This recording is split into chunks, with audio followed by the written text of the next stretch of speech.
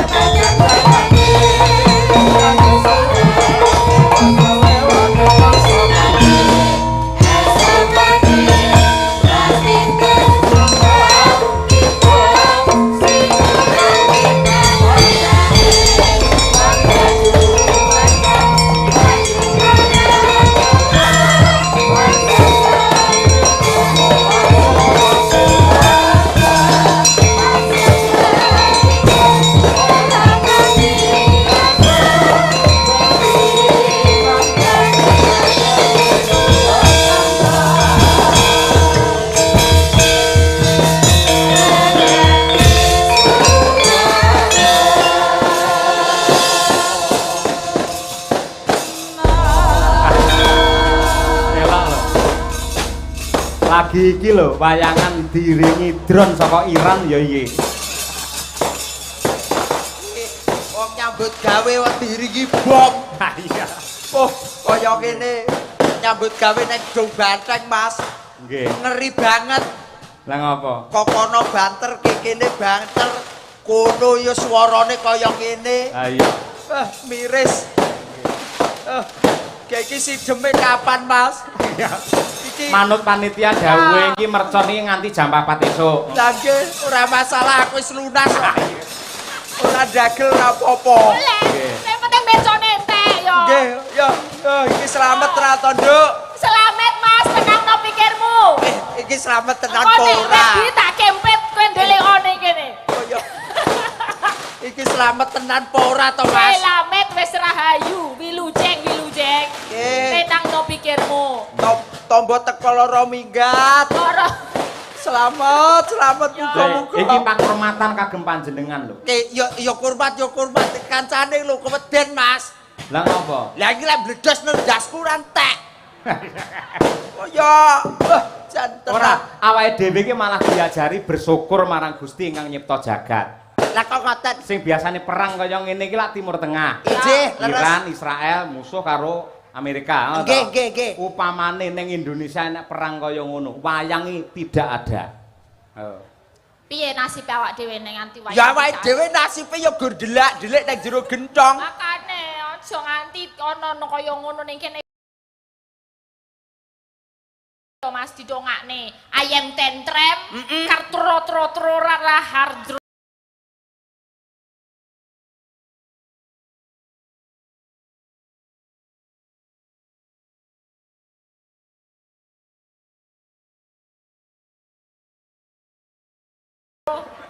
Katurora katro tentrem lan raharjo.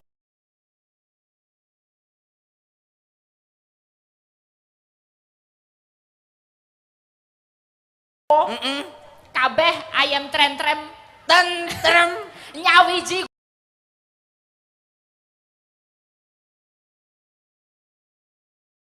gotong royong ya ngono kuwi dongone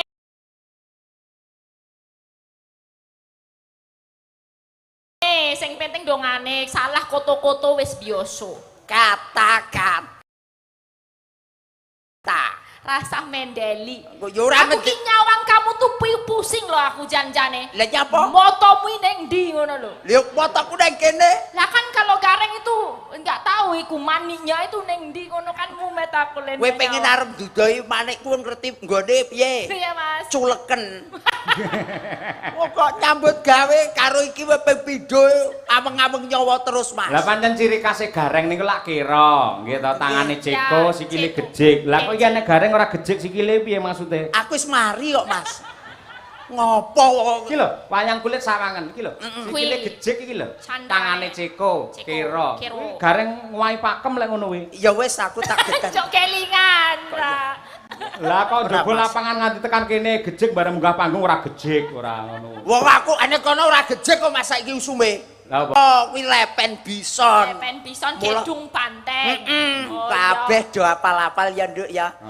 neng transit nuwun sewu kula kali Mbak Elisa Mbah Kasune ya nom-nom sing Mbah Wone ya nom-nom Pak RT-ne nom-nom aku sing apal gur Mbah Kasun siji Mas sapa Pak Amin apa Pak Amin Pak Amin ki kepala dusun Sekuwung ngono kok kok apal sampean alah aku rono kuwi tenan ping 3 gareng alah ya tuku kopi to Mas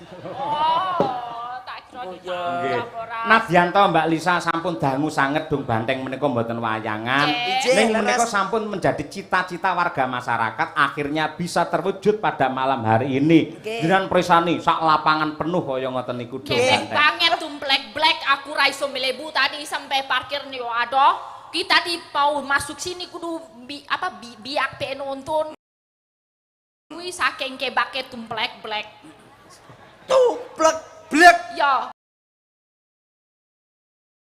tumplek-blek ya tumplek-blek itu sampai banyak saking banyaknya penonton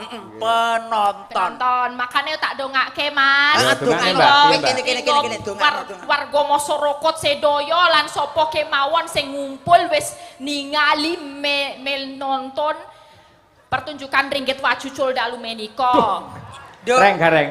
Apa? Aku krungu omongane Elisa, suwi-suwi kok asam lambung to. Aku ora mau gerak asam lambung, Mas. Stresku kumat. Pak Cahyo tahu enggak? Enggak, apa? Enggak tahu. Enggak tahu. Pantes enggak tahu. Karena jodoh tuh emang enggak ada yang tahu. Sik, Rene, kowe jarak aku. Rene. Sah, ora usah ngalih Rene sik. Nggih. Kono. Rene sik. Kono. Aku rong Mei, Rene sik, ayo. Kono melu bapakmu kono. Melu kono. Piye. Aku tuh enggak izin Bu. Alah ora saiki. Bu Kesil ini santai ngene lho. Kon. Ngene, sampean ngomong piye mau? Jodohe piye? Aku kan tanya, kan tadi aku ngomong-ngomong. Terus Pak Cahyo enggak tahu. Enggak tahu. Enggak tahu. Enggak tahu. Pantes enggak tahu soalnya jodoh emang enggak ada yang tahu. Yang tahu siapa? Yang tahu sih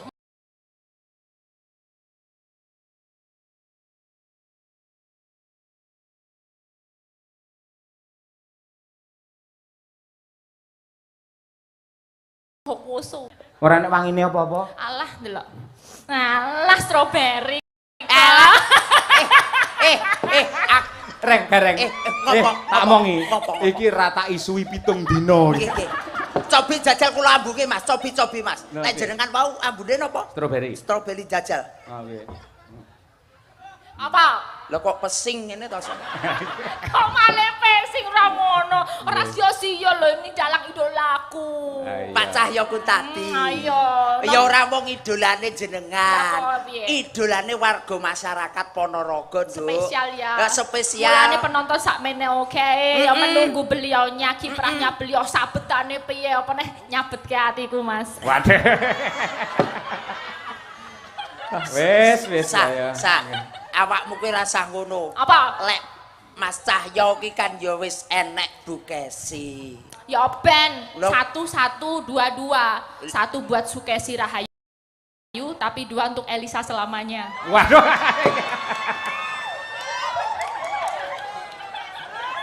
Aduh, bocah iki saya nekat. Bareng kulino nge-gym saya nekat dhek malihane. Ayo. Kowe upamane dadi bojo sing kedua ya isih tetep tresno karo Pak Cahyo. Alah ya jelas tresno dina iki cacahe pira? Ana 7 ta? Ana 7 tak gawe beda-beda. Senin Selasa Rebo. Senin. Senantiasa mencintai Cahyo kun tadi. Selasa. Ayo terus ora apa-apa. Ayo. Selasa, walaupun ngene iki ramene tapi Selasa milik berdua. Terus. Cuman buat berdua aja. langsung Rabu. Rabu. Aku nggak pernah rabu-rabu buat membuka notifikasi dari Cahyokun tadi. Soalnya ngopo notifikasinya tak beda. Apa? Beda nih. Notifikasi munculnya neng HP, tapi getere neng hatiku.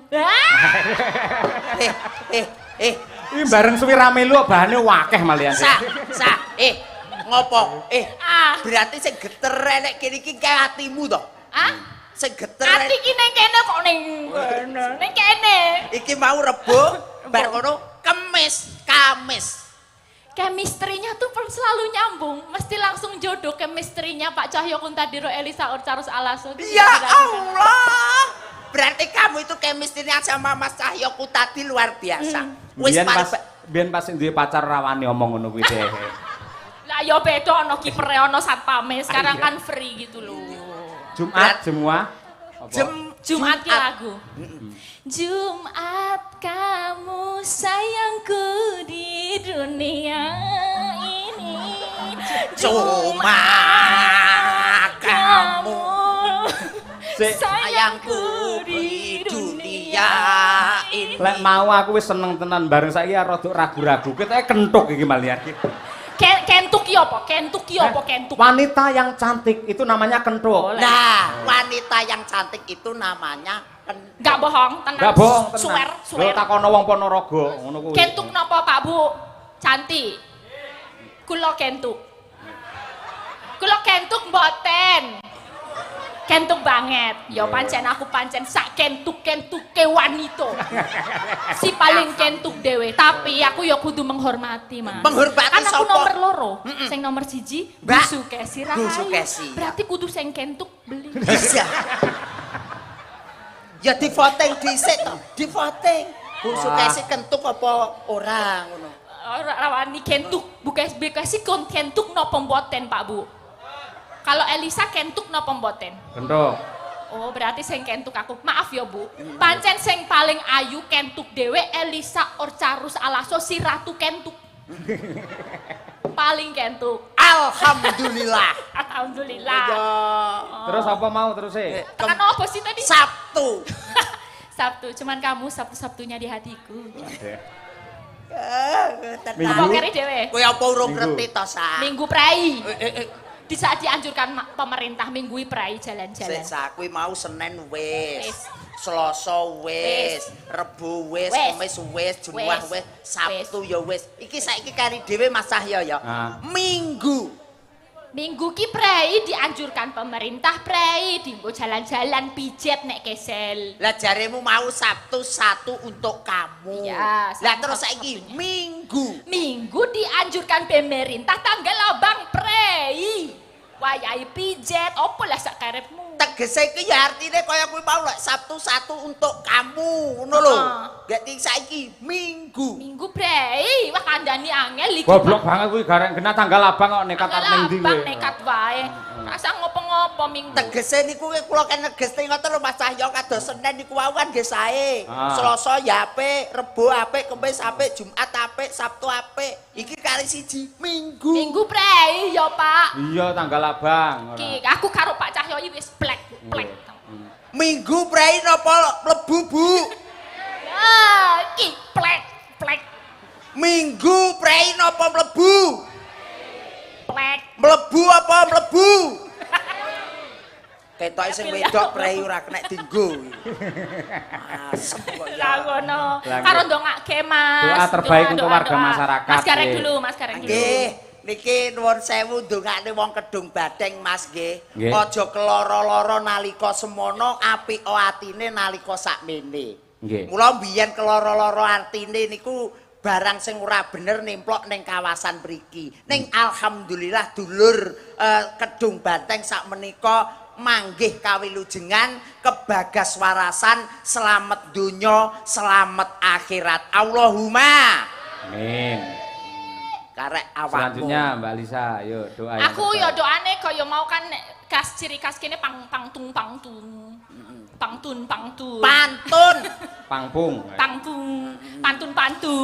golek kreweng cacahe siji ya masyarakat Kedung Banteng tansah nyawiji. Golek kreweng cacahe enem masyarakat Kedung Banteng tansah ayem tentrem. Golek kreweng ning wetan. Nyangitan. Golek kreweng nyang wetan. Terus masyarakat Gedung Banten diparingi ketentreman. Golek kreweng rupane ireng. Apa tegese? Wong sak Kedung Banten sing wedok muga-muga meteng bareng. Aduh, lah yo repot nek meteng bareng bidane piye? Ya ketok ndase didelepne neh. Kanca ngono ra. Ngoten-ngoten. Niki lho spesial niki Mbak Elisa. Niki wonten Nawala. Katur Ki Dalang Cahya Kuntadi saha grup Madangkara. Kula nyuwun gending Mawar Kuning dari Mbak Elisa. Nggih, dan lagu Bersih Desa. Gending menika katur dumateng Bapak Soni Saifullah PJ Kepala Desa Kedung Banteng saha sedaya perangkatipun. Ketua Panitia Bersih Desa Kedung Banteng Bapak Haji Karsono saha sedaya panitia.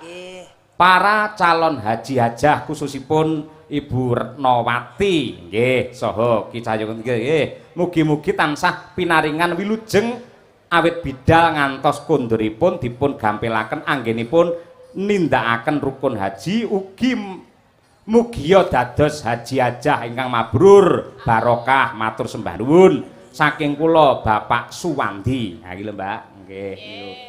Mawar Kuning. Mawar Kuning. Muga-muga dulur Kedung Banteng ingkang badhe minggah kaji dados haji ingkang mabrur. Amin ya rabbal alamin. Nggih, Pak Cahyo dan nanti juga akan berangkat kapan, Pak? Insya Allah tanggal 3 Mei. 3 Mei, semoga lancar semua, Pak Yoyo. Wis dadi haji, so aku ra iso mbajul meneh aku. Oh, profesional loh Mbak. Haji itulah ibadah. Haji itu kan wayangan ya tetap wayangan. Oh gitu, tetap boleh gitu. Boleh tetap. Ya enggak enak lah. Izin Bu. Izin Bu aja ngono. Izin Bu aja. Kowe iki ngomong kok ngono ki somong nang mbok wek kuwi lho. Lah kan aku juga dula besti juga lah. Nggih. Lan kula anu Mbak Elisa nyuwun pangapunten dumateng sedaya para warga masyarakat ing Ponorogo sedaya kemawon kalebet ingkang ngejop kula ing bulan Mei mboten saged kula tampi. Kula nyuwun agunge samudra pangaksami. Ha, mangke sampun wonten gantosipun wonten guru kula Mas Anom Dijo Kangko ingkang minangka sesulih mekaten. Spesial ngene Mbak. Bu Kesi, ayo karo anu Mbok Enom Bu Kesi. Ayo iki. Oh, iki duet wong loro mantap lho Reng. Nggih ngeten iki lho, wong ngeten iki jarang sanget lho Mas Cahyo. Lah iya. Biasane ndek bojo loro ki sing sitok ijir-ijiran bae ngoten. Heeh. Ning nggih bengi iki muga-muga ora. Ayo. Dongakno Mas, aku ya deg-degan ini padha wae. Ya awakmu deg-degan iki kene kudu nesune mboten umum. Asline kok ya. Asline ya ngempet kok ya. Iya. Biasane spesial engko bawane Pangkur Semarangan duet Mbak Elisa karo Bu Sukesi Rahayu Mawar Kuninge terus berdua. Lho, kaya ngono kuwi. Elisa, Iya Bu. kamu tenang aja sama Bu Kesi. Kalau di panggung, di pegelaran malam hari ini, Pak Cahyo itu milik umum. Oke. Sik Bu, sik. Omonganmu ra penak. Milik umum mak padake WC ngono piye iso? Boten, jadi kita itu harus profesional kerja.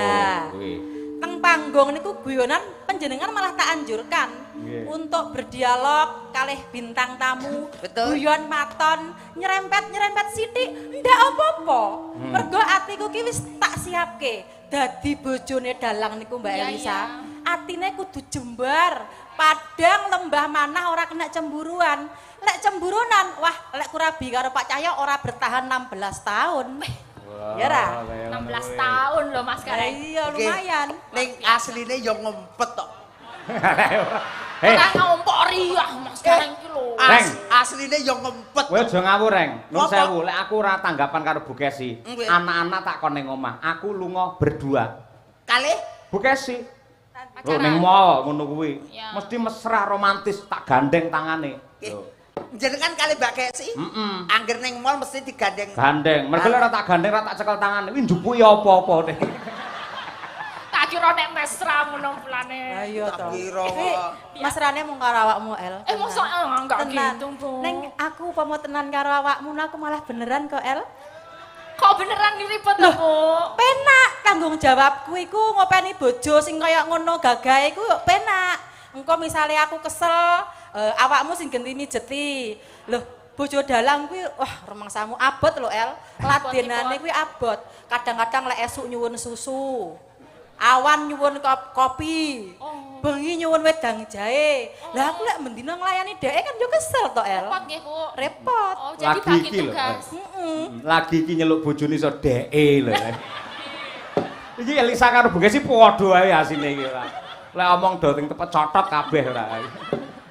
Yo diwiti saka Mbak Lisa dhisik coba kaya apa. Ayo sing nom dhisik. Ayo nggih. Izin ya, kakak tertua ya. Iya, Adinda. Baiklah Adinda, maduku. Aku lagi ngerti wong loro rukun seneng mboten Mbak. Jan. Ditenanke apa piye? Napa? Tenan apa piye? Heh? Tak lamarke. Ampun, Bu, ampun. Pripun? Tenan apa piye? Siapa? Ora apa-apa lho, tenan lho. Ya Bu Gesi. Bu Lisa. Mulai buyar. Mah Iya, Elisa. mulai ini kan. Iya. Monggo. Mingkar mingkurengang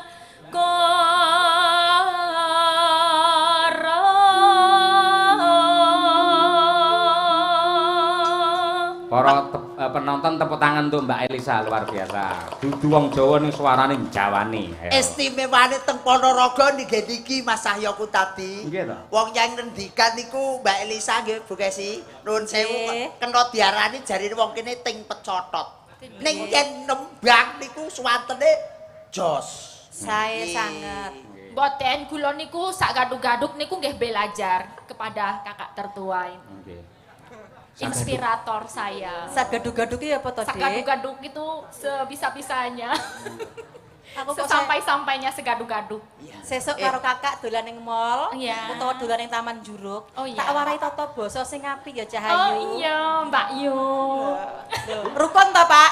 Piye? Kok sik to hubungane Taman Juruk karo basa iki apa to? Monggo Taman Juruk nggih binatang lho iki ora. Wong kula ngomong niku wau nggih bingung lho Bu Kesi. Pripun? Wong kok sak gaduk-gaduk padahal jenenge gaduk ki mak tuk-tuk niku gaduk-gaduk. Piye, Mas? Sak gaduk-gaduke. Gaduk-gaduk kok gini? Lek gaduk-gaduke njotos kiwa tengen iki gaduk-gaduk. Oh ya. No. Lanjut, Mbak. Akarono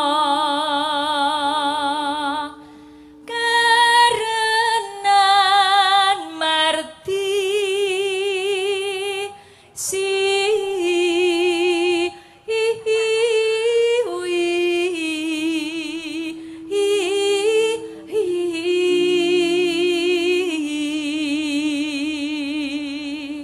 Hup, oper Bu Kesi. Ya Bu, aja kalah karo adimu, yuk.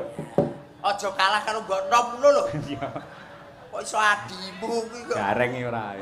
Bapak Ibu, jenengan lek Pak Cahyo mendua ngoten setuju mboten? Setuju. Sajae. Piye to wong dong bantengi ora. Iso iki. malah ora. setuju. Loh, kula jane pengen nyuwun presa lho. Panjenengan niku alasane napa kok iso mempersilahkan Pak Cahyo mendua Elisa dan Kesi niku alasane napa, Bu? Coba Ibu Eni kok sing kudungan oren. Napa, Bu? Wah, ora iso jawab kok. Wedi kabeh tak tenani. Nggih. Lah iya, karepe jenengan men enteng gaweane ngono lho Bu Kesi. Dadi satu engko profesi. Senin Selasa Bu Kesi, Rebu Kemis Elisa, terus Jumat Setu engko Bu Kesi, lah Minggu tak nggih pijet ngono. Loh, pancen ya ngeten lho, memang poligami itu diperbolehkan. Betul, betul. Tapi dengan catatan mbok wek iku kudu setuju, ya toh? Merestui, ikhlas lahir batin. Malam hari ini disekseni waraga masyarakat Ponorogo Kedung Banteng, Pak Cahyo tak ikhlasi lahir batin lho. Piye tok tok tok tok tok tok tok tok tok tok tok tok.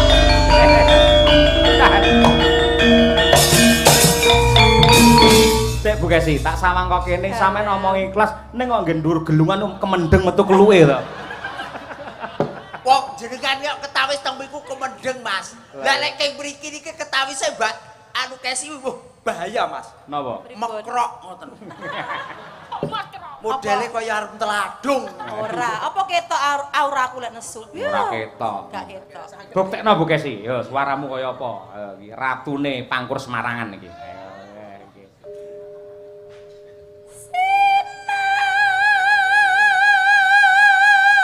Terus sayang.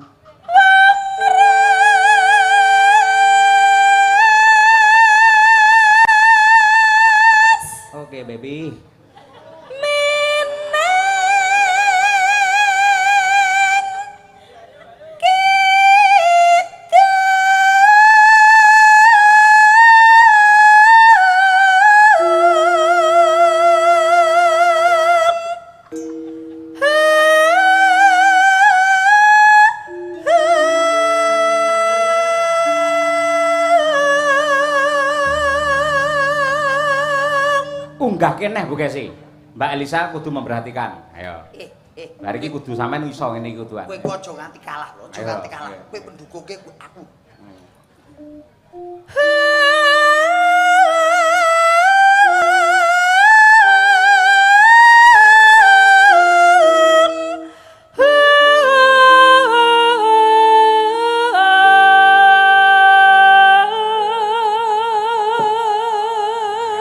Tepuk tangan Bekesi. Oh, istriku memang luar biasa. Mbak Elisa aja nanti kalah. Sampean kok iso ngono? Gamel aku peken. Ayo. Ning bunang tok nggih, dodol es kali Bekesi. Tak kira lek kabeh. Iki gamelan mas kawin. Ha iya. Nalika awake dhewe rabi, rek yen pengen menehi Elisa sampean kudu sembodo nukokne gamelan anyar ditulisi CE. Apa kuwi? CE. Cahya Elisa ngono. Lah iki kan sing mereke KS. Apa kuwi? Kesi. Malah kondang Sutresno. Kesi Suloyo. KS kok. Mosok yo kace. Kudune kace kok yo. Iya, arep kace. Ayo bukan anu Mbak Lisa ditirokne Bekesi iki mau. Kayak gitu. Kayak gitu. Kulo gak sageti. Tak beri semangat dari sini. Bisa, Adik, bisa. Masih semangat Bisa, ya. Adik. Ya. Tai wangi donga, Nduk. Kok kene tai wangi donga. Aja karo kalah kate karo mbok wek. Nggih. Anu ya. Sik contone pesan khas Bekesi. Ayo Bekesi pesan khas. Yo.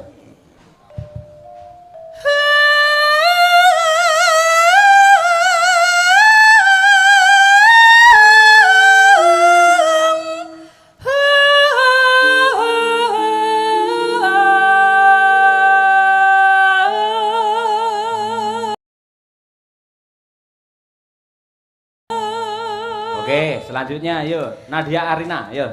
Nadia Arina. Elisa. Pegang tangan dulu. Iya.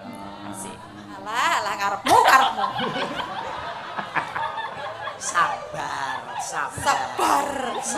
Inna lohama asobirin. Wong sabar dadi kekasih. Sekali merdeka tetap merdeka. Padung tak supporti kok ngono kok malah. Ayo sa, ayo. Coba sa. Nepsa, ayo sa, ayo. Iya.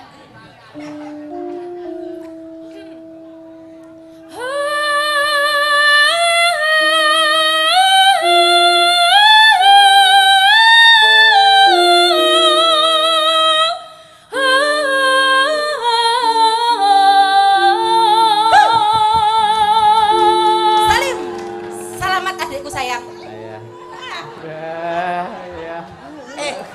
Mbak Kesi, Mbak Elisa, kula voting nggih. Nggih. Niki sae Mbak Kesi napa sae Mbak Elisa? Sae sedaya sing elek gareng. Amin. Banding-banding ke orang. Terus yo. Mbak Lisa, ya Mbak. Oh, aku lagi ya. Yo no, yo. Sinupa Sinukarto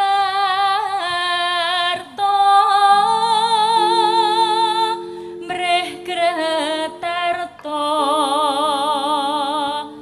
Pakartine ngelmu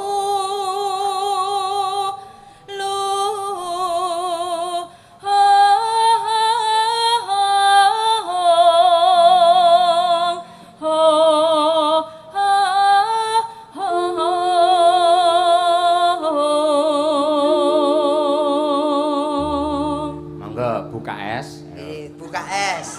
Kesi yo. Nggih, Kesi. Suloyo. Boten.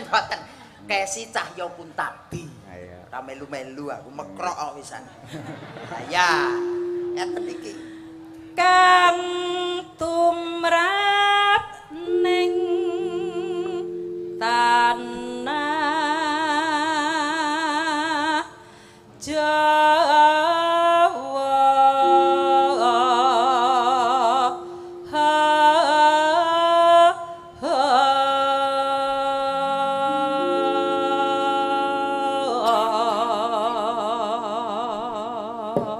untuk menunjukkan kekompakannya bareng Mbak Lisa karo Bu Kesi. Coba yen kompak tenan berarti atine ya dadi siji. Ayo. Ya, pancen penake bareng lho, Er. Nggih, Cobi. Ayo sayang. Ji, rok lu. Agama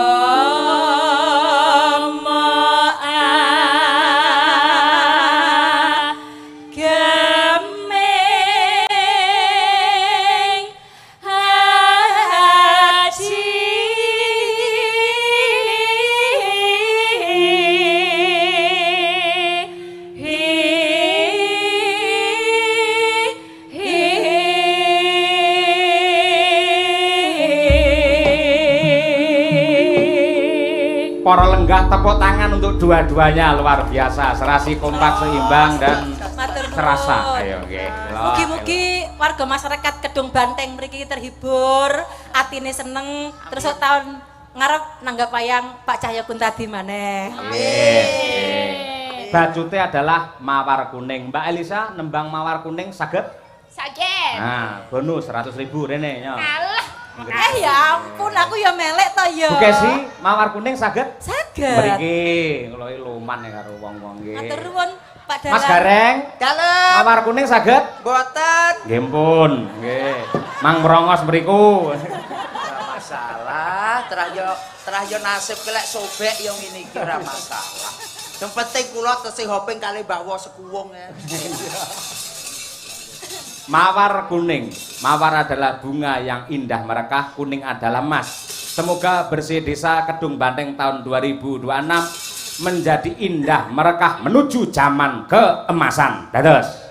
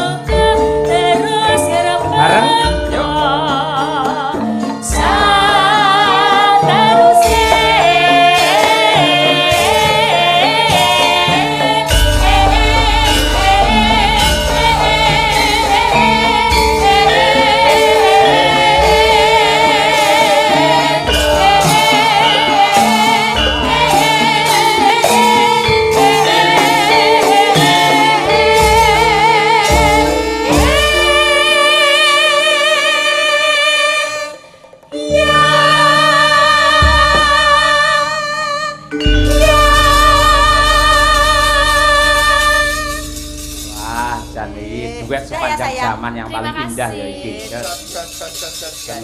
Matur nuwun. Kaya ngono kuwi lho Mas Gareng, endah seni budaya iki kaya ngono kuwi. Leres. Kula ditresnani dulur wonten ing Laladan Kedung Banteng.